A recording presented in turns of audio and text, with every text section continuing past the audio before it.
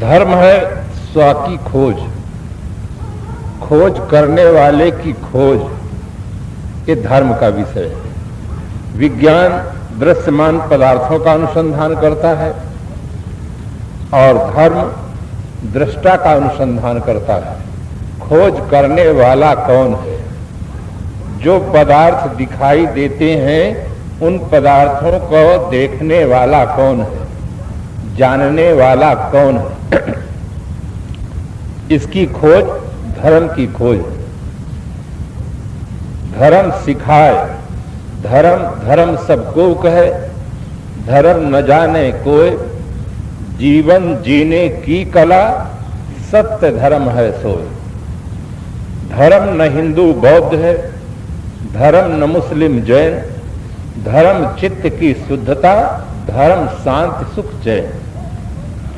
धर्म के पहले जितने विशेषण लगाए गए, धर्म को एक संकुचित दायरे में लाकर खड़ा कर दिया गया। धर्म शब्द अपने आप में पूर्ण, कोई विशेषण की आवश्यकता नहीं। हिंदू, मुस्लिम, ईसाई, पारसी, जैन, बौद्ध, कोई विशेषण की आवश्यकता नहीं। धर्म अपने आप में पूर्ण। जैसे अग्नि में कोई विशेषण नहीं लगाता है, पानी में कोई विशेषण नहीं लगाता है कि हिंदू की आग है, मुसलमान की आग है, ईसाई की आग है, ऐसा नहीं कहते। आग केवल आग, जल केवल जल है, सत्य केवल सत्य है। इसी प्रकार से धर्म केवल धर्म, धर्म विशेषण रहित हो और धर्म सार्वभौम है। भूल यही हुई है, धर्म और संप्रदाय को लोगों ने एक मान लिया है, ये भूल हुई है। धर्म अलग चीज है और संप्रदाय अलग चीज है। संप्रदाय बनते और मिटते रहते हैं, धर्म शाश्वत होता है। संप्रदाय अनेक है और धर्म एक है। धर्म में कोई परिवर्तन नहीं होता है, संप्रदाय में परिवर्तन होता है। संप्रदाय परिवर्तन को ही लोगों ने धर्म परिवर्तन लिखना शुरू कर दिया है, ये उन्होंने भूल किया है। संप्रदाय आदमी बदल देता है, आदमी परम स्वतंत्र प्राणी है, वो किसी भी संप्रदाय में जा सकता है। आदमी शास्त्रों में भी संदेह करता है, महापुरुषों में भी संदेह करता है, परंपरा में संदेह करता है, और जैसी उसकी समझ होती है उस समझ के अनुसार वो किसी भी संप्रदाय में जा सकता है। कोई आदमी मंदिर में जाकर पूजा करता है, अगर उसकी समझ में परिवर्तन हो जाए तो मस्जिद में जाकर नमाज पढ़ सकता है, और उसकी आगे समझ में परिवर्तन हो जाए तो गिरजाघर में जाकर प्रार्थना करने लग जाएगा। संप्रदाय बदलते हैं, संप्रदाय की मान्यताएं बदलती हैं, संप्रदायगत वेश बदलता है, किंतु धर्म नहीं बदलता है।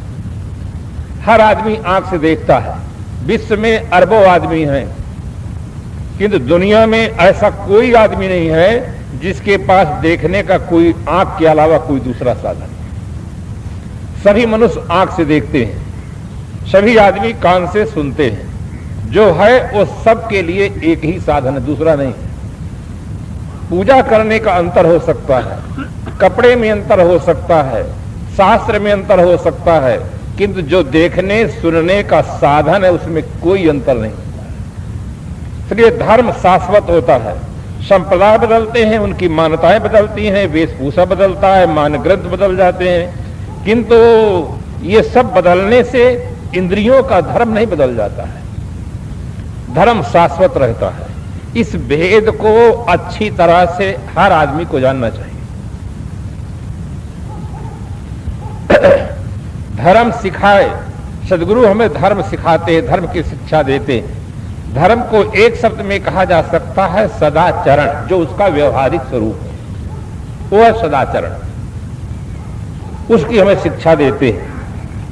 कोई आदमी पूजा करता है, पाठ करता है, हवन करता है, नमाज पढ़ता है, हज करता है, प्रार्थना करता है, माला फेरता है, मंत्रों का जाप करता है, किंतु उसके जीवन में दुराचरण है तो हर आदमी कहेगा ये बहुत ढोंगी आदमी है, पाखंडी आदमी है, क्योंकि मूल चीज उसके जीवन में नहीं है, सदाचरण कोई नहीं। और कोई आदमी न मंदिर में जाता है, न मस्जिद में जाता है, न गिरजाघर में जाता है, न गुरुद्वारा में जाता है, न माला फेरता है, न हवन करता है और न कोई मंत्रों का जाप करता है, किंतु पूर्ण रूपेण सदाचार का पालन करता है, सदाचार निष्ठ जीवन जीता है, तो हर आदमी कहेगा कि यह आदमी बहुत धार्मिक आदमी है, सज्जन आदमी है।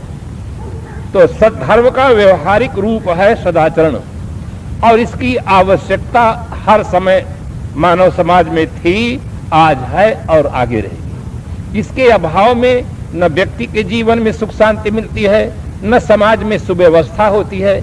इसी की उपलब्धि के लिए तो संविधान बनाया जाता है, कानून बनाया जाता है कि आदमी व्यवस्थित ढंग से जीवन जिए। आदमी को गलत कर्म से रोकने के लिए इस संविधान बनाया जाता है कि अगर कोई आदमी चोरी करेगा तो उसको ये दंड मिलेगा। अगर आदमी धर्म का पालन करे और आदमी सदाचार निष्ठ जीवन जिए तो फिर इन प्रशासकों की, संविधान की कोई आवश्यकता ही न रह जाए। इसलिए धर्म का व्यवहारिक स्वरूप है सदाचरण। सदाचरण की गुरुदेव शिक्षा देते हैं और अधर्म छुड़ाओ, ये धर्म। मुझे एक उदाहरण समझ आता है। एक पंडित जी थे, उनकी 90 वर्ष की आयु हो गई थी। 90 वर्ष का उनका जन्म दिवस बड़े हर्षोल्लास के साथ मनाया जा रहा था, क्योंकि एक एक दिन बीत करते महीना बीत जाता है, महीना बीतते साल बीत जाता है, और 90 वर्ष का उनका जीवन पूरा हुआ। 90 वर्ष वे संसार को देखे तो बड़े परिवार के लोग हर्षोल्लास के साथ उनका जन्मदिन मनाए। बहुत से लोग उपस्थित हुए और पंडित जी खड़े हुए कि बंधुओं, आज मेरी आयु 90 वर्ष की पूरी होती है, किंतु आज तक मैंने अपने धर्म को नहीं छोड़ा है। सब लोग ताली बजाए और उनका अभिनंदन किए कि बहुत बढ़िया बात है कि आप 90 वर्ष तक जिए हैं और 90 वर्ष तक अपने धर्म का पालन किए हैं। फिर आगे पंडित जी बोलते हैं कि साल में एक बार दशहरा का त्योहार आता है, उस दिन एक दिन मैं केवल छक करके बोतल पीता हूं, फिर नहीं पीता हूं, किंतु अपना धर्म नहीं छोड़ता हूं। लोगों के मन में संदेह हो गया कि इनका धर्म क्या होगा। फिर आगे बढ़ते हैं कि साल में एक बार दीपावली का त्योहार आता है। उस दिन लोगों की ये धारणा रहती है कि घर में आज लक्ष्मी जी पधारेगी, तो अपने घर की लक्ष्मी जहां रहती है उसको खोल देते हैं, उसको पूजा करने के लिए। तो एक दिन मैं केवल चोरी करता हूं, 1 लाख 2 लाख जितना पा जाता हूं, पर फिर मैं कभी कुछ नहीं करता हूं, किंतु अपने धर्म को नहीं छोड़ता हूं।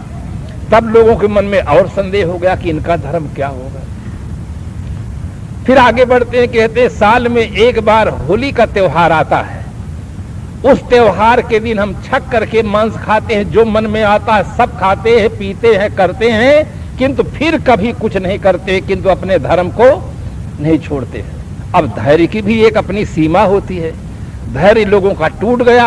आपस में चर्चा करते करते पंडित जी के पास ही सीधे प्रश्न कर दिए कि आप कृपा करके यह बतलाने का कष्ट करें कि आपने जो 90 वर्ष तक धर्म का पालन किया है वो धर्म क्या चीज है, उसको हम जानना चाहते हैं। तब उन्होंने कहा कि बंधुओं, अगर आप सुनना ही चाहते हैं तो आज मैं अब खुले रूप में बताता हूं कि जो अब्राह्मण है उसके हाथ का बनाया हुआ मैंने आज तक भोजन नहीं पाया है, यही मेरा धर्म है। लोगों ने कहा धन्य महाराज, आपका धर्म केवल चूल्हे के अंदर है, चूल्हा में धर्म है। जो ब्राह्मण नहीं है उसके हाथ का आपने बनाया भोजन नहीं पाया, किंतु आपने चोरी किया, आपने शराब पिया, आपने मांस खाया, आपके धर्म में कोई आंच नहीं आई। अगर किसी व्यक्ति के हाथ का बनाया हुआ भोजन पा लेते तो आपका धर्म खतरे में पड़ जाता। तो ऐसे ऐसे धर्मात्मा लोग पाए जाते हैं कि अगर भोजन पा ले और पानी पी ले तो धर्म समाप्त हो जाए, दुनिया का सब गलत काम करेंगे, धर्म बिल्कुल सुरक्षित रहेगा, धर्म में कोई आंच नहीं आती। ऐसे ही धर्म के प्रति लोगों में अनास्था फैल गई है। ऐसे ही धर्म को देख करके लोगों ने कहना शुरू कर दिया है कि धर्म निरपेक्ष राष्ट्र होना चाहिए, धर्म की कोई जरूरत नहीं। किंतु वास्तविकता इससे भिन्न है। धर्म की जीवन में बहुत बड़ी आवश्यकता है। पत्नी अपने धर्म का पालन करती है, पति अपने धर्म का पालन करता है, माँ अपने धर्म का पालन करती है, पिता अपने धर्म का पालन करता है। घर की, समाज की व्यवस्था बहुत सुंदर रहती है। राष्ट्र में रहने वाले व्यक्ति जितने हैं, अगर सभी व्यक्ति एक दिन के लिए अपने अपने धर्म को छोड़ दें तो समाज व्यवस्था छिन्न भिन्न हो जाएगी। धर्म है कर्तव्य निष्ठा, कर्तव्य का पूर्ण रूपेण पालन करना, ये धर्म। तो इस प्रकार से धर्म के संबंध में जितनी भ्रांतियां हैं, उन भ्रांतियों से सदगुरु हमें छुड़ा देते हैं, पखा देते हैं, व्यवहारिक स्वरूप हमें बताते हैं। वो है मानवता, इंसानियत। इंगरसोल ने लिखा, ह्यूमैनिटी दी ओनली रिलीजन, मानवता ही केवल धर्म। जैसे विभिन्न नदियां समुद्र में आकर मिल जाती हैं, इसी प्रकार से संसार के अनेक संप्रदाय मानवता में आकर मिल जाते हैं। मानवता की बहुत बड़ी आवश्यकता है। इसलिए धर्म सिखाए, अधर्म छुड़ाओ। मनु जी ने जहां धर्म की परिभाषा लिखा, उन्होंने लिखा, धृति ही क्षमा दमो अस्तेयम शौच मिंद्री निग्रह धीर विद्या सत्यम क्रोधो दशकम धर्म लक्षणम। मनु जी धर्म की परिभाषा बहुत ही विशुद्ध रूप में लिखे। हजारों वर्ष पहले यह मनुस्मृति ग्रंथ लिखा गया, किंतु धर्म को बिल्कुल धर्म के रूप में रखा गया है। वहां पर ऐसे लक्षण बताए गए हैं जो सब मानवता से उपयुक्त है। धर्म सिखाए, धृति का अर्थ होता है धैर्य धारण करना। जिस समय आदमी के मन में काम, क्रोध, लोभ, मोह ये विकार उत्पन्न होते हैं, अगर आदमी धैर्य न धारण करे तो आदमी मारा जा सकता है, पीटा जा सकता है, घर पर भी नहीं आए, जेल जा सकता है। धैर्य की जीवन पर पग पग पर बहुत बड़ी आवश्यकता है। धैर्य धर्म की धुरी है, धर्म का मूल स्तंभ है। धृति का वेदव्यास जी ने विशेष अर्थ कर दिया, जिह्वोपस्थ जयो धृति ही। व्यास का तो अर्थ ही होता फैलाव। वेदव्यास जी ने बहुत विशाल अर्थ कर दिया श्रीमद् भागवत महापुराण में कि जो जिह्वा और उपस्थ दो इंद्रियों पर जय का नाम धृति है। आज जिह्वा पर कंट्रोल न होने का परिणाम ये निकला है कि आदमी धरती का सिरमौर प्राणी होते हुए भी अपने से छोटे प्राणियों को पका कर खा रहा है। बकरा खा रहा, मुर्गा खा रहा, मछली खा रहा, अंडा खा रहा, न मालूम कितने कितने आदमी अभक्ष पदार्थों का सेवन कर रहा है। धरती का सिरमौर प्राणी है। बड़े भाई का कर्तव्य है छोटे भाई की रक्षा करना, न कि छोटे भाई को पका के खा जाना। आदमी धरती का सिरमौर प्राणी है, बड़ा प्राणी है, उसका कर्तव्य है छोटे प्राणियों की रक्षा करना। आदमी के खाने के लिए अन्न है, दूध है, फल है, रस है, भस्म है, इतनी सुंदर सुंदर चीजें हैं। आदमी उन सुंदर चीजों को छोड़ करके अभक्ष पदार्थों का सेवन कर रहा है, जानदार प्राणियों की हत्या कर रहा है और धर्म के नाम पर भी कर रहा है। कितने देवी देवताओं को खुशी बनाने के लिए लोग बाधा रखते हैं और उनके नाम पर काट देते हैं। तो इस प्रकार से आदमी अपने जिह्वा पर कंट्रोल नहीं कर पा रहा, नियंत्रण नहीं कर पा रहा। इतना ही नहीं, आदमी अनेक दुर्व्यसनों का शिकार है। केवल उसका जिह्वा से संबंध है। तंबाकू का संबंध आंख से नहीं है, कान से नहीं है, नाक से नहीं है, केवल जिह्वा से संबंध है। गांजा, भांग, सिगरेट, शराब, जितने नशा हैं, इस सब नशा स्वास्थ्य के लिए हानिकर है और राष्ट्र के लिए अभिशाप है। समाज में कितनी बड़ी समस्या खड़ी हो जाती है कि देश का अरबों रुपया रोज केवल नशा में चला जाता है, बिना काम के काम में चला जा रहा है। अनेक प्रकार से रोग फैल रहे हैं, समाज में अव्यवस्था फैल रही है। किसके कारण से? केवल आदमी अपने जिह्वा पर कंट्रोल नहीं कर पा रहा। आज आदमी माला तो फेरता है, हवन करता है, पूजा करता है, किंतु अपनी इंद्रियों पर नियंत्रण नहीं करता है, जिससे उसका जीवन निर्मल बने, पवित्र बने, महान बने, सही रूप में धर्म का पालन हो, वो उपाय नहीं करता है। तो धर्म है इंद्रियों पर नियंत्रण, मन पर नियंत्रण। धर्म है एक शब्द में कहा जाए तो सदाचरण, ये धर्म है। जिह्वोपस्थ जो धृति ही, उपस्थ इंद्रिय पर जय प्राप्त करना, इसका नाम धृति है। धर्म के जितने 10 लक्षण बताए गए हैं, इन 10 लक्षणों को धारण करने वाला व्यक्ति ही धर्मात्मा है, धार्मिक है। बाहरी सांप्रदायिक कर्मकांड करने वाले को लोग धार्मिक नहीं मानते, सांप्रदायिक मानते हैं कि सांप्रदायिक है। व्यवहारिक जगत में जब हम देखते हैं, जब हम चर्चा सुनते हैं, शास्त्रों की चर्चा पढ़ते हैं, बहुत सुंदर महत्वपूर्ण बात है कि श्री राम मैं सब जग जानी, करहूं प्रणाम योर युग पानी। यह चौपाई इतनी महत्वपूर्ण है कि अगर इस चौपाई को लोग अपने व्यवहारिक जीवन में उतार लें तो बलात्कार समाप्त हो जाए, बिना संविधान के भ्रष्टाचार समाप्त हो जाए।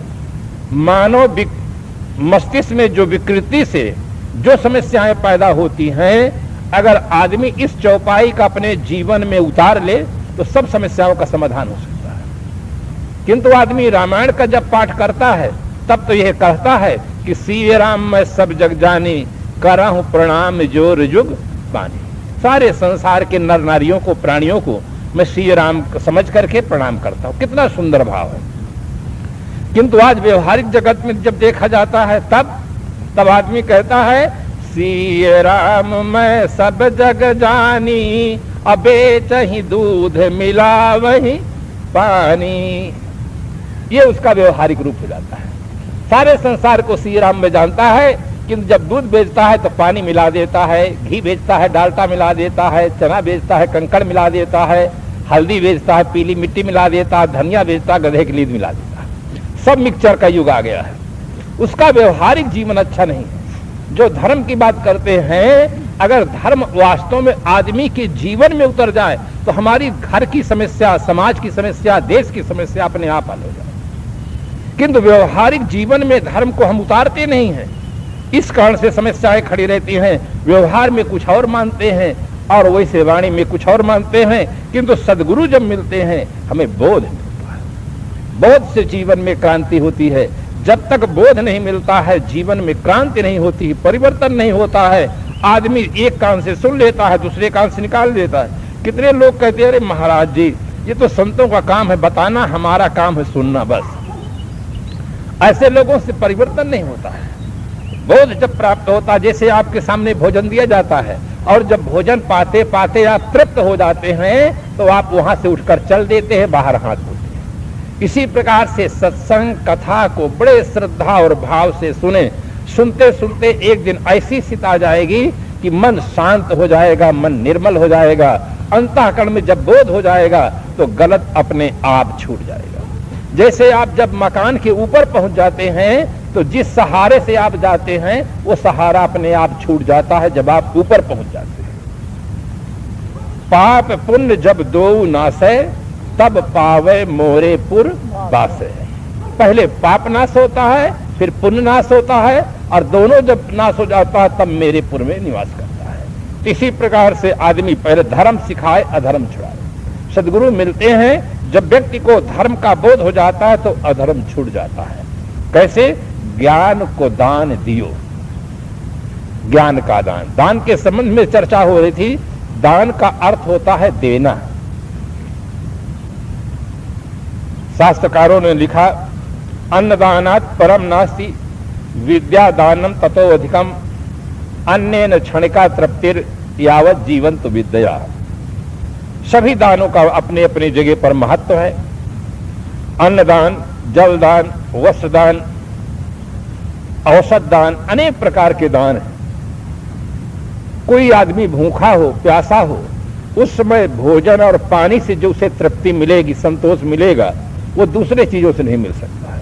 कोई आदमी मार्ग भूल गया है, उस समय जो मार्ग बता देते हैं आप प्रेम से और वो अपने गंतव्य स्थल पर पहुंच जाता है तो वो आपका बहुत बड़ा दान होता है। दान के अनेक रूप होते हैं, उसमें विवेक की आवश्यकता होती है। किंतु अन्नदान से क्षणिक तृप्ति होती है। देखो प्रातःकाल हम आप जलपान लेते हैं, थोड़ी देर के बाद ही जैसे दोपहर होता है फिर भूख लग जाती है। दोपहर में भोजन पाते हैं और ऐसा पाते हैं कि अब नहीं चाहिए, अब नहीं चाहिए, और जैसे शाम होती है तो फिर चाहिए, और शाम के पाते हैं कि अब नहीं चाहिए, किंतु सुबह होते फिर चाहिए। तो अन्न से क्षणिक तृप्ति होती है। पानी पीते हैं थोड़ी देर के लिए तृप्ति होती है, किंतु यावत जीवन तो विद्या, ज्ञानदान जब व्यक्ति को मिलता है तो व्यक्ति जीवन पर्यंत तृप्त हो जाता है, शांत हो जाता है। सबसे बड़ा दान है ज्ञान दान। जिस दान को पा करके आदमी निर्मल जीवन जीने का सौभाग्य प्राप्त करता है, जीवन को निर्विकार बना लेता है, निर्मल बना लेता है, और व्यक्ति संसार सागर से पार हो जाता है। मैं एक दिन बतलाया था कि आदमी के पास अगर धन हो तो आदमी सागर से पार जा सकता है, सागर से पार हो सकता है, किंतु आदमी के पास ज्ञान हो तो ही आदमी भवसागर से पार हो सकता है। ज्ञान न हो तो आदमी भवसागर से पार नहीं हो सकता है। पानी का सागर कहीं नहीं है, अगर पानी का सागर होता तो सरकार स्टीमर चला देती, एरोप्लेन चला देती और सब उससे आदमी पार हो जाता। आदमी का भवसागर क्या चीज है? वासनाओं का सागर। आदमी वासनाओं में ही डूबता रहता है, उतराता रहता है। आदमी बंधा किससे है? आदमी के जीवन में न कोई रस्सी है न और कोई बंधन है, किंतु आदमी अपनी मान्यताओं में, वासनाओं में ही बंधा हुआ है। जो वासनाओं से व्यक्ति छूटा हुआ है वही व्यक्ति मुक्त है और वासनाओं से वही व्यक्ति छूटता है। महाराज गोस्वामी जी कहते हैं, देह सुखाए पिंजर करे, धरे रैन दिन ध्यान, तुलसी मिटे न वासना, बिना विचारे ज्ञान। कोई आदमी तपश्चर्या करके शरीर को सुखा सकता है, कोई आदमी चारों धाम, पैसा उसके पास में है, चारों धाम तीर्थ यात्रा कर सकता है। किसी आदमी के पास बहुत ज्यादा संपत्ति है, वो गौशाला बनवा सकता है, धर्मशाला बनवा सकता है, संताश्रम बनवा सकता है, पौशाला बनवा सकता है, समाज की सेवा कर सकता है। किंतु अगर आदमी के पास वस्तु स्थिति का यथार्थ ज्ञान न हो तो आदमी वासनाओं से ऊपर नहीं उठ सकता है। वासनाओं से वही व्यक्ति मुक्त होता है जिसके पास आत्मज्ञान होता है, वस्तु स्थिति का यथार्थ ज्ञान होता है। इसलिए ज्ञान दान सर्वोपरि दान कहा गया। अपनी अपनी जगह पर सभी दान की बड़ी महिमा है और सभी प्रकार का दान हर आदमी को करना चाहिए। अन्न दान है, जल दान है, वस्त्र दान है और साथ साथ ज्ञान दान को भी आदमी को बढ़ाना चाहिए। इस दान में केवल संत महात्माओं का ही ये काम हो ऐसी बात नहीं। आप भी अपने मित्रों से, अपने जो स्वजन हैं, परिवार के लोग हैं, उनसे विचारों का आदान प्रदान करें। कोई आदमी भूल भटक में अंधविश्वास में पड़ गया हो, अंधविश्वास में आकर के वो देवी देवताओं के नाम पर बकरा को मारना चाहता हो, अगर आपको खबर मिल गई है, आप उन्हें बड़े प्रेम के साथ, प्यार के साथ समझाएं कि इसमें जान होती है, इससे दुख होता है। जिन्हें हम देवी कहते हैं, देवता कहते हैं, उनका कितना सुंदर रूप है, उन्होंने कितना पवित्र जीवन जिया है। ये तो स्वार्थी लोगों ने इस प्रकार से बहका दिया है समाज को कि इनको बकरा दो, क्योंकि वो स्वयं खाते पीते हैं, इसलिए ऐसा कह दिए हैं। देवी देवता तक को आदमी बदनाम करता है। आप समझाएं, अगर आपके समझाने से उस व्यक्ति के पास समझ आ जाती है, उस प्राणी की रक्षा हो जाती है, तो आपका वो ज्ञान दान हो जाता है। इसलिए ज्ञान को दान दियो। सदगुरु जब मिले तो हमें आत्मज्ञान का दान दिए। आज आदमी सब कुछ जानता है किंतु अजानने वाले को ही नहीं जानता है। जो देखना चाहिए हमें वो न देखा हमने, हर सैप किया है गौर क्या हमने। औरों को समझना तो मुश्किल है, खुद क्या है इसी को कुछ न समझा। आदमी आज खुद को नहीं समझता है और खुदा की बात करता है। उसकी बात में कितना दम है। हर आदमी को पहले खुद का ज्ञान होना चाहिए कि मैं क्या चीज हूं, ये मैं शरीर में जो विराजमान है वो क्या चीज है। एक दिन ऐसा आता है शरीर पड़ा रह जाता है, मैं कहने वाला नहीं रह जाता है। उस दिन हर आदमी कहता है कि अब ये मिट्टी रह गई है। वो क्या चीज है जो शरीर से निकल जाती है। शरीर बेकार हो जाता है, अपने ही लोग अपने ही घर से निकाल करके शमशान में पहुंचा देते हैं, आग लगाकर फूंक देते हैं, जमीन के अंदर दफना देते हैं, पानी में छोड़ देते हैं। शरीर बेकार हो जाता है। वो है क्या चीज? उस शरीर में आज विराजमान है जिसकी सत्ता से शरीर सुंदर सा प्रतीत होता है, सत्य सा प्रतीत होता है। उस तत्व का बोध, उस तत्व का ज्ञान सदगुरु के द्वारा हमें प्राप्त हुआ है। श्रीमद् भागवत महापुराण में एक कथा आती है, राजा ऋषभ देव की कथा। जिस समय उनके मन में विराग उत्पन्न होता है तब वे अपने पुत्रों को बुला करके अंतिम में उपदेश देते हैं और उपदेश उन्होंने जो दिया है वो हर आदमी को स्मरण करने की योग्य है। उन्होंने कहा, जिसके रहने से माँ माँ कहलाती है, पिता पिता कहलाता है, पति पति कहलाता है, पत्नी पत्नी कहलाती है, गुरु गुरु कहलाता है। जिसके न रह जाने पर माँ माँ नहीं रह जाती, पिता पिता नहीं रह जाता, पति पति नहीं रह जाता, पत्नी पत्नी नहीं रह जाती, गुरु गुरु नहीं रह जाता। उस तत्व का बोध प्राप्त करो। उस तत्व क्या है? वो तत्व है चेतना, वो है आत्मा, जिसके न रह जाने पर माँ माँ नहीं रह जाती है। फिर लोग कहते हैं अब मिट्टी रहेगी। उस तत्व का बोध प्राप्त करो। धर्म है उसी का अनुसंधान करना, अनुसंधान करने वाले का ही अनुसंधान करना। तो गुरुदेव मिले तो ज्ञान को दान दिए। मूल में जो भूल हो गई थी, आदमी बाहरी चीजों को जानता था किंतु स्वयं को नहीं जानता था।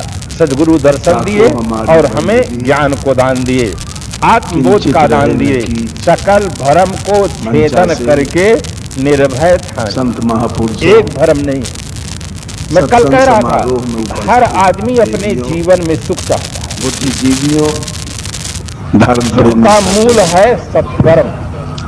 सत्कर्म आज बड़ा ही सौभाग्य का सुअवसर है। मिलता है इस सस्यामली धरित्री के प्रांगण में जब तक मानव या विरल सत्संग की धारा में सुख होने का भ्रम और धन भाग के पात्र आदमी दुख के बीच में रहे। हमारे कुमार साहब जी हैं, में जाकर यात्रा करे और जिन्होंने इस 3 दिवसीय सत्संग का अधिक विज्ञान का विकास हो जाए। जब तक मानव मस्तिष्क में अंधेरा रहेगा, पंच विषयों में उसे सुख की भ्रांति होगी, तब तक आदमी के जीवन में दुष्कर्म होंगे और उसका परिणाम उसे दुख होगा। सकल दुखों की जड़ है पंच विषयों में सुख मानना। विषयों में सुख मानना ये सब दुखों की जड़ है। मतलब सदगुरु श्री विशाल देव जी ने भयान संदेश में कहा, विषय सुख दुख देता है, दुख दाता नहीं कोई, विषय जीत संसार में नहीं दुख सपने और अपने सदगुरु ये पंच विषय ही आदमी को दुख देते हैं। अगर आदमी विषयों की आसक्ति से ऊपर उठ जाए, अपने आप में संतुष्ट रहे, शांत रहे, तो हर आदमी दुखों से छूट सकता है, जीते जी भवसागर से पार हो सकता है। सकल भ्रम को छेदन करके, एक भ्रम नहीं सकल भ्रम, अनेक प्रकार के जो भ्रम मानव समाज में फैले हुए हैं, ऐसे ऐसे भ्रम फैले हुए हैं। मैं हरियाणा में था, वहाँ मकान बहुत सुंदर बने हुए थे। मैं देखा, ऊपर देख रहा था, वैसे मेरी निगाह ऊपर की ओर गई तो वहाँ एक काली हंडी बांधी मकान के ऊपर।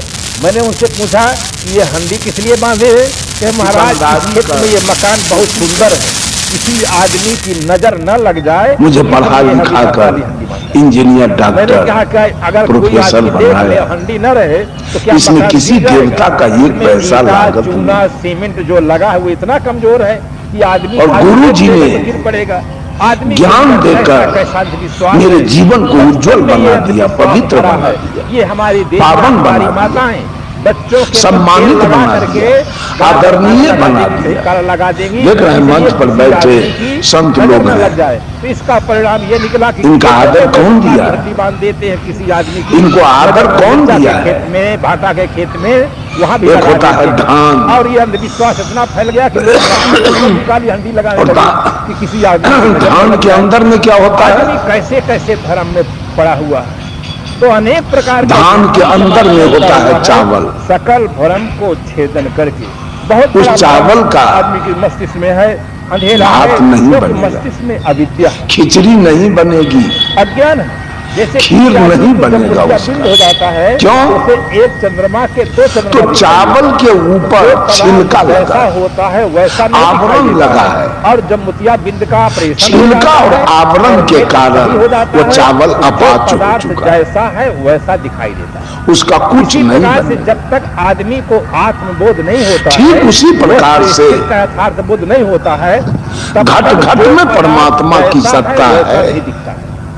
इसीलिए जीवन में लेकिन हमारे ऊपर अज्ञानता का आवरण, गरिमा है, अज्ञानता का छिलका मेरे ऊपर लगा है, जिसके कारण मैं मांस खाता हूँ, मछली खाता हूँ, दारू पीता हूँ, गांजा, भांग, बीड़ी, सिगरेट, पान सुपारी, चोरी, दलाली, बेईमानी करता हूँ। अजर अमर अविनाशी तत्व का हमें बहुत परमात्मा के रहते मैं जेल काटता हूँ, फांसी पर लटक जाता हूँ, डंडा खाता हूँ, थूक चाटता हूँ, काम करता हूँ। सदगुरु कबीर साहब अभय पद देने वाले परमात्मा के रहते, इसलिए कि ऊपर से अज्ञानता का छिलका, अज्ञानता का आवरण है। सबसे पहले लक्षण आया है, मेरे निकट कोई बैठ नहीं सकता, मेरी बात कोई सुन नहीं सकता, मेरे साथ कोई सो नहीं सकता। क्या कहेगा? ये गलत आदमी है, इसका संगति कोई मत करो। आया है अभयम अभय, परमात्मा के रहते चोरी करता है, जैसे चावल के रहते छिलका के कारण वो चावल अपाच हो गया, वैसे परमात्मा के रहते आपका भी जीवन अपाच। जो आदमी सदाचार निष्ठ, अब है वो चावल को ले जाइए मिल में। पहले तो माँ बहनें उखड़ी मूसर से कूट देती थी, अब आप लोगों के यहाँ कूटे चाहे न, हमारे बिहार में माँ बहनें उखड़ी मूसल लेकर और धान को कूट के छिलका उड़ाती थी और चावल को सुपाच बनाती थी। छिलका अलग, चावल अलग। अब उसका सब कुछ बनेगा, खिचड़ी बनेगी, खीर बनेगा और भात भी बन जाएगा। अब चावल सुपाच हो गया, छिलका उड़ गया, अलग हो गया।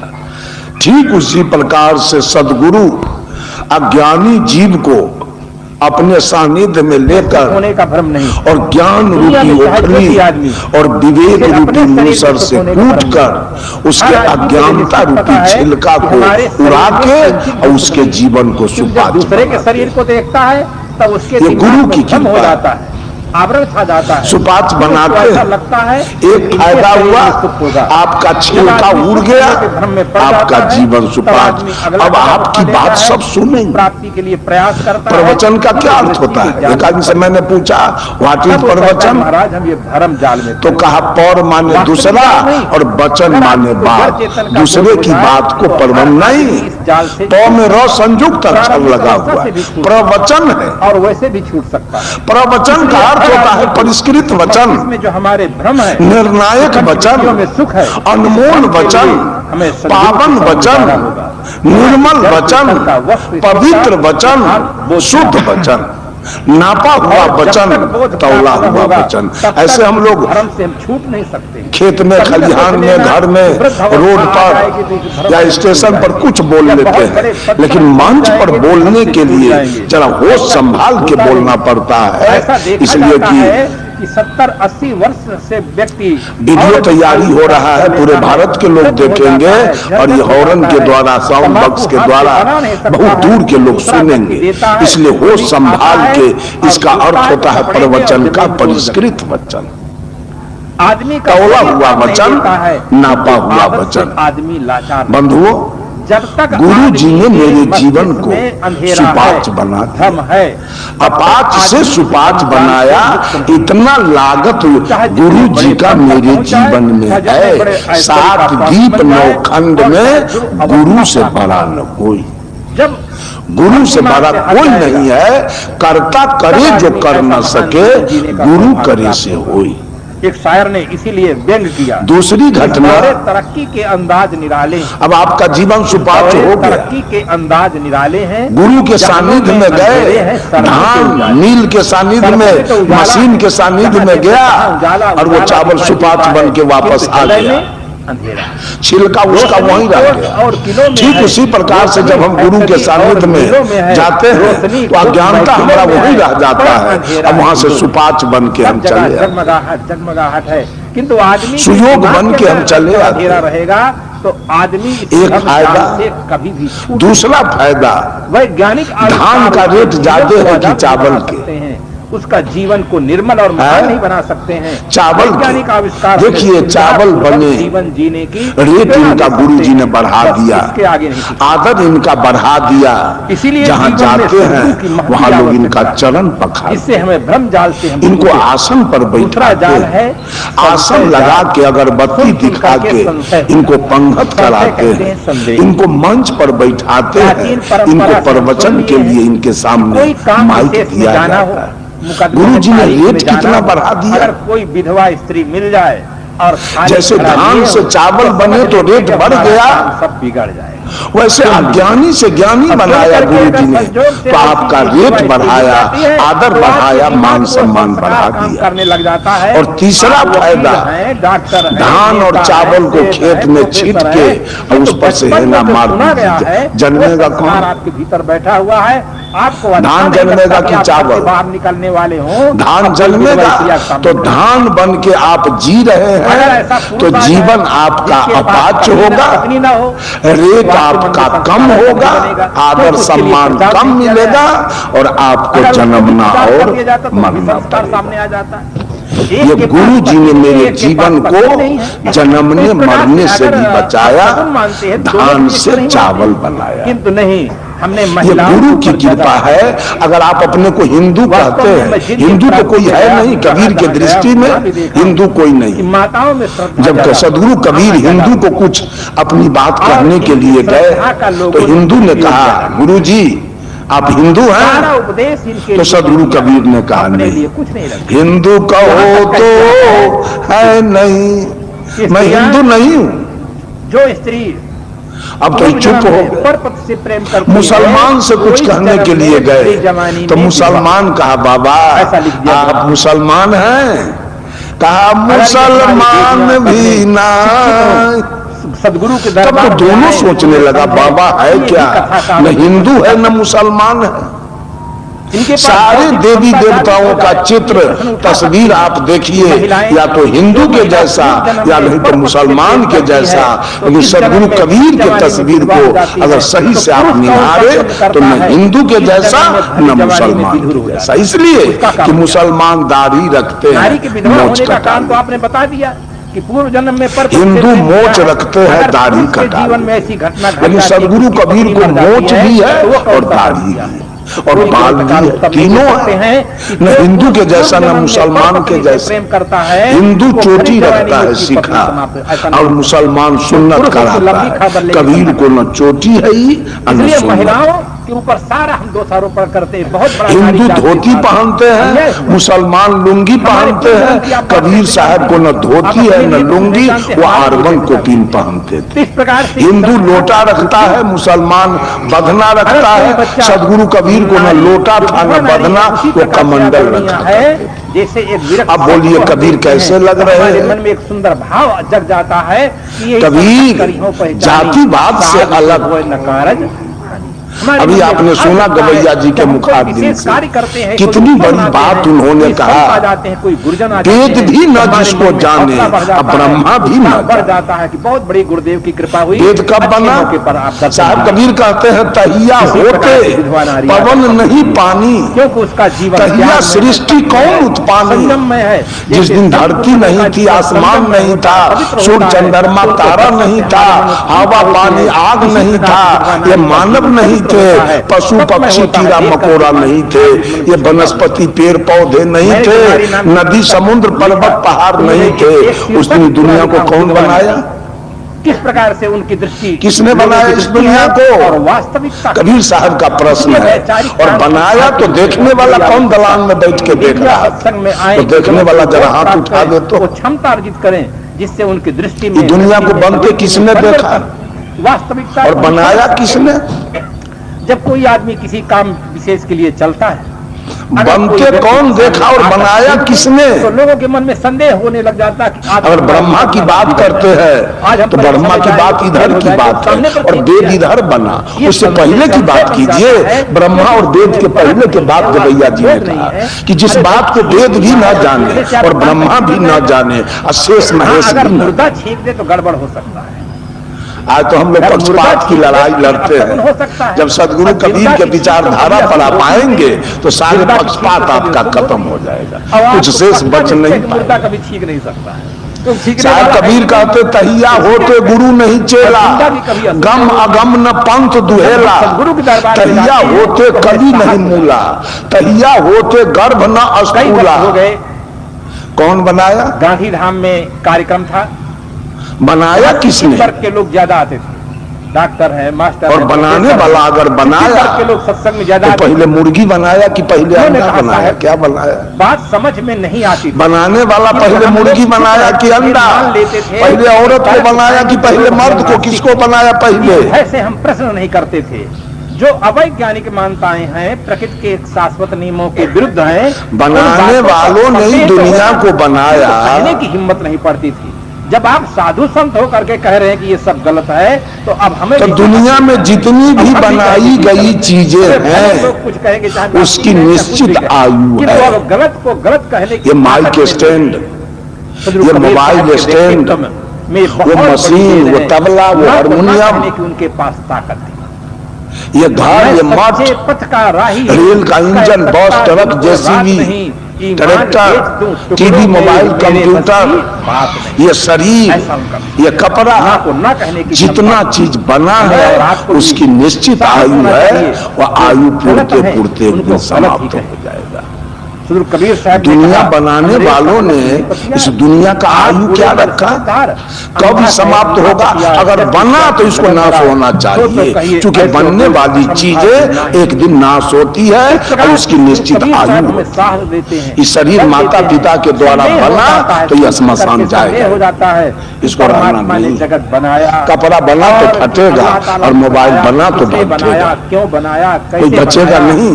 तो दुनिया कब नाश होगा, बनाने वाला कब, इसका उम्र कितना रखा है, कोई पूछा, कोई पूछा बनाने वालों से कि इसका उम्र क्या रखे हो, कभी समाप्त होगा। इस संशय का समाधान नहीं मिल सकता है, कोई नहीं। कर्तावाद, जगत के कर्ता कोई। तीसरी बात कबीर का है, बहुत बड़े गुरु जी थे कि हर कार्य के पीछे कारण लगा हुआ है। ये मोबाइल कार्य रूप में है, अगर कारण नहीं होता तो कार्य रूप में मोबाइल नहीं बनता। कौन सी बात, कारण नहीं होता तो शरीर नहीं बनता, कारण नहीं होता तो कपड़ा नहीं बनता, क्यों बनाया, कारण नहीं होता तो चश्मा नहीं बनता, हमको साधना, कारण नहीं होता तो रेल का इंजन नहीं बनता, मोक्ष प्राप्त करने, कारण नहीं होता तो मकान नहीं बनता। हर कार्य के पीछे कारण, कुम्हार हो पड़ता है, आपको उपदेश देना पड़ता है, माटी पानी हो और चाक डंडा नहीं सुन करके तो बर्तन बन जाएगा, कुम्हार बना लेगा बर्तन।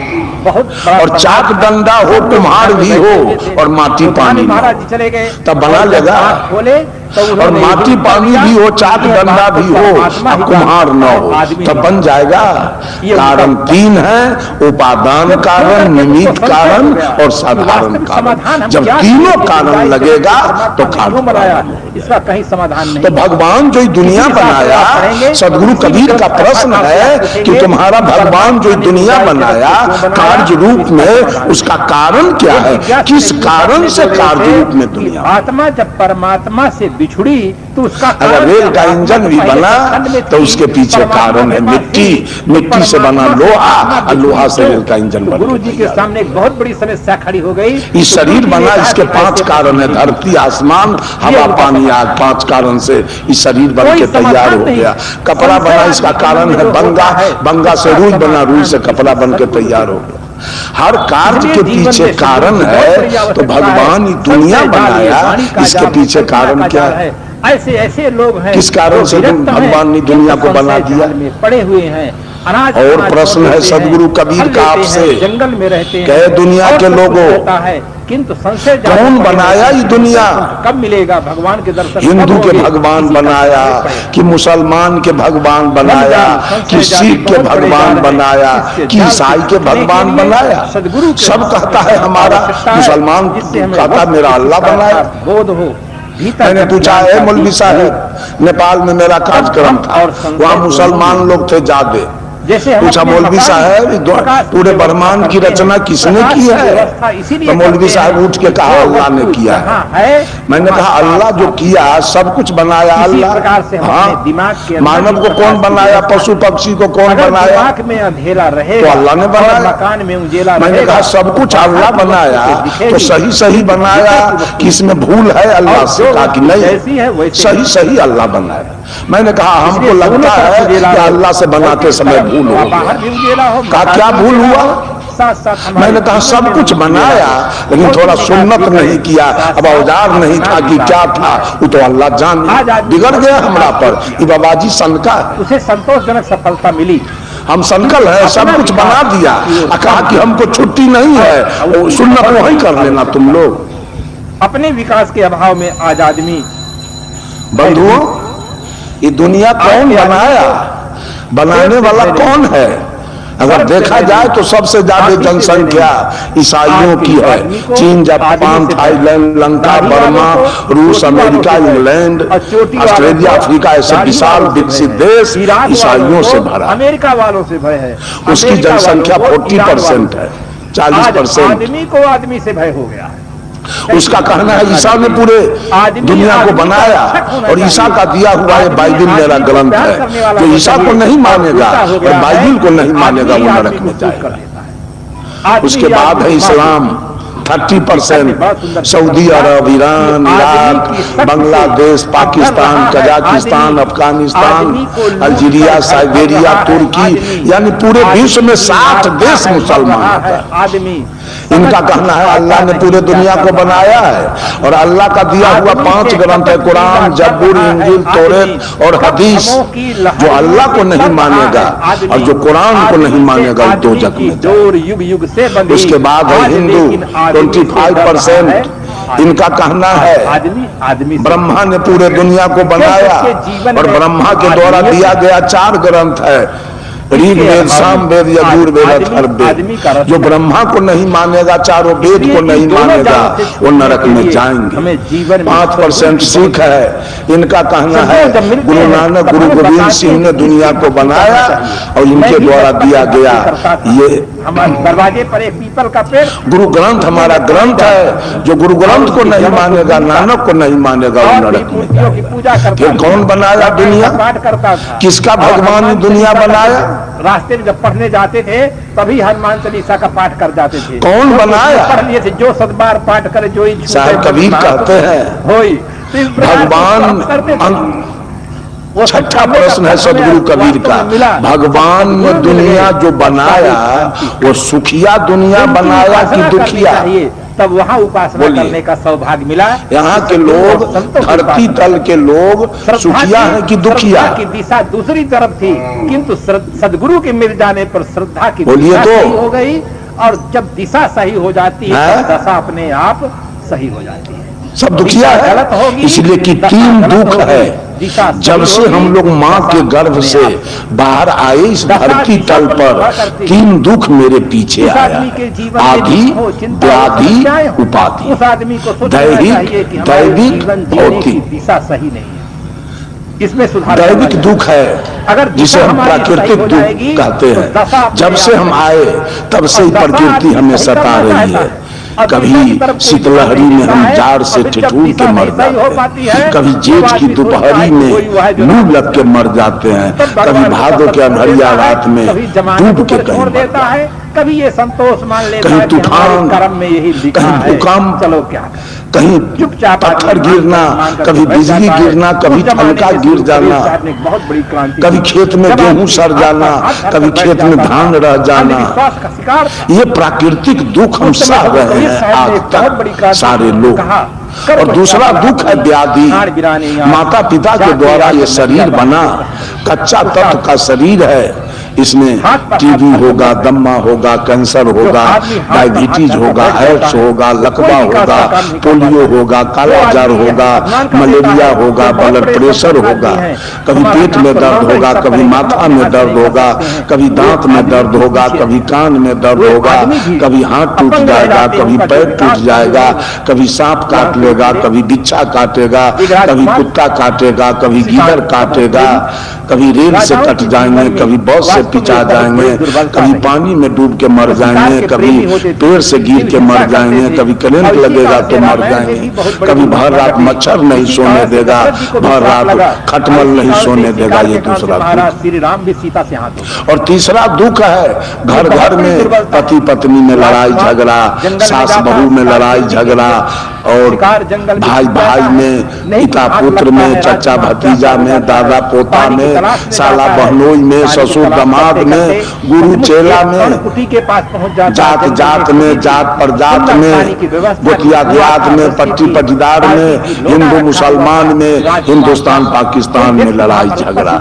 ये 3 दुख हमारे पीछे है। ऐसा दुनिया ब्रह्मा जी ने क्यों बनाया है? कोई पूछने वाला? किंतु उसके अंदर एक ऐसा दुखिया दुनिया ब्रह्मा जी ने क्यों बनाया? अपने हाथ से पानी। कबीर साहब का प्रश्न है कि तो अपने भगवान से क्यों नहीं पूछा आज तक, उल्टे उसका पूजा करने जाते हो, एक तो मियाँ सुत्थर और दूसरे खैलन प्याज बैठ जाता है, तलाश करता है। एक तो दुख देने वाला देवता और दूसरे लोग आरती दिखाने जाता है। उसने कहा श्रीमान जी जल्दी करें, देवता की आरती दिखाई जा रही है, भर करके हमें पिलाएं। यहाँ सारे लोग दुखिया बैठे हैं। क्या नरेंद्र मोदी जी सुखिया है?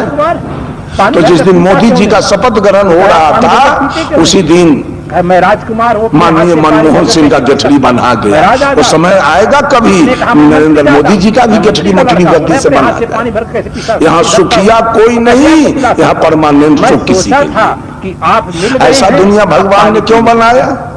और उल्टे उसका पूजा करते। दोनों कुएं के पास बैठ गए। जो दुख में हमको डाला उसकी पूजा होनी चाहिए। भरना समझते हैं कि और अंतिम प्रश्न सदगुरु कबीर का है कि जी तुम्हारा भगवान जो दुनिया बनाया एक तीसरा व्यक्ति और ग्रंथ बना के भेजा, एक साथ कहते हिंदू के ग्रंथ जल्दी करे, संस्कृत में, मुसलमान के ग्रंथ उर्दू में, ईसाई के ग्रंथ अंग्रेजी में और सिख के ग्रंथ पंजाबी भाषा में। ये तेरा भगवान कौन यूनिवर्सिटी में पढ़ा 4 विषय से, जो चारों के 4 भाषा में किताब लिख के भेजा है? सब कहता है हमारा भगवान का दिया हुआ किताब है। एक मुसलमान हमको मिला तो कहा कि हमारा आसमानी ग्रंथ है कुरान, अल्लाह लिख के भेजा है। हम की तोरे अल्लाह ऊपर में प्रेस बैठाया है मैं अमीर कि ब्रह्मा प्रेस बैठाया है? कौन प्रेस बैठाया ऊपर में? हाथ से पानी भरकर कैसे पी सकता हूँ, आपको पानी कैसे पिला सकता हूँ?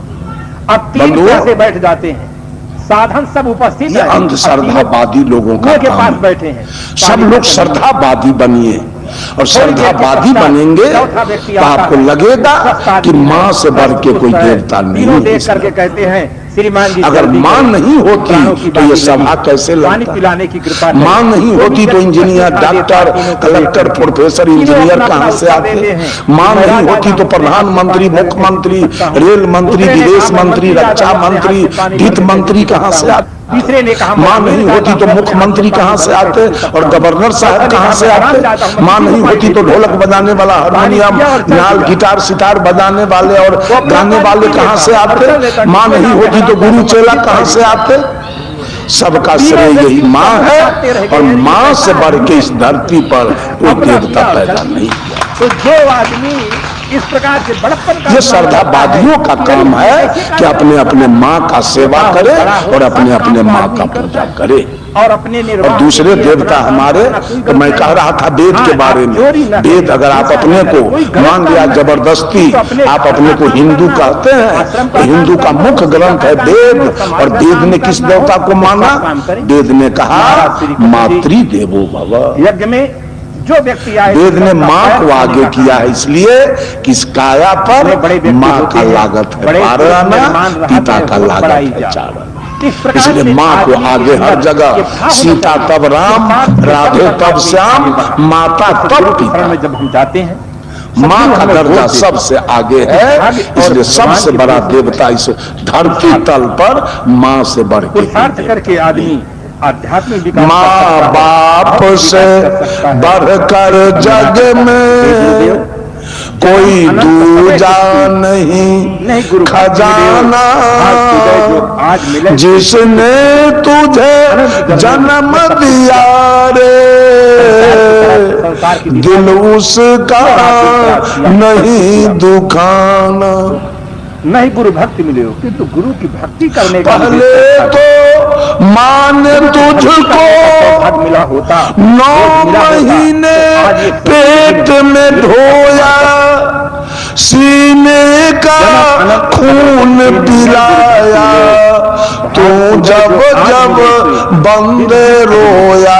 आज मेरा बहुत बड़ा तेरे ऊपर माँ का कर्ज है, तेरा काम है कर्ज चुकाना। जिसने तुझे जन्म दिया रे दिल उसका नहीं दुखाना। दिन रात तुझे तेरी माँ ने बाहों में तुझे झुलाया, खुद गीले में माँ सोई, सूखे में तुझे सुलाया। बाप जाने तू कोई भी दुख देकर माँ को कभी न रुलाना, जिसने तुझे जन्म दिया रे दिल उसका नहीं दुखाना। माँ बाप के शरण से बढ़कर कोई स्वर्ग नहीं है दूजा, सब छोड़ के तीरथ बंदे कर ले माँ बाप की पूजा। इस जन्म मरण से तुझको जीवन में अगर है मुक्ति पाना, जिसने तुझे जन्म दिया रे दिल उसका नहीं दुखाना। ये तीन ही देवता मेरे हैं, ऐसे आप 72 करोड़ पूजते रहिए, उससे हमको उससे फायदा भी कुछ नहीं मिले। कहता है पूजते पूजते मर जाएंगे, कुछ मिलेगा नहीं वहां से, क्योंकि वो पूजा बिल्कुल झूठा है, कुछ है नहीं। वो सारे ईश्वर देवता आपके मन की कल्पना है। कबीर साहब कहते हैं, हंसा तू तो सबल था, हल्की अपनी चाल, रंग कुरंगे रंगिया तो और किया लगवार। हंस, जिस दिन तू मां के गर्भ से बाहर आया था उस दिन तेरी चाल बड़ी निराली थी। हंसा तू तो सबल था। लोग कहते हैं बच्चा बेहोश है, अभी जन्म लिया है। साहब कबीर का कहना है यही बच्चा तो होश में है। बेहोशी तो जवानी में आती है, मनुष्य बेहोश होता है जवानी में। जब जन्म लिया वो होश में है, उसके अंदर कोई जातीयता की भावना नहीं है, कोई सांप्रदायिकता की भावना नहीं है, कोई छुआछूत की भावना नहीं है, कोई अवर्ण सवर्ण की भावना नहीं है, कोई नीच ऊंच की भावना नहीं है, कोई गोरे काले की भावना नहीं है उस बच्चे के अंदर। एकदम साफ प्लेन है।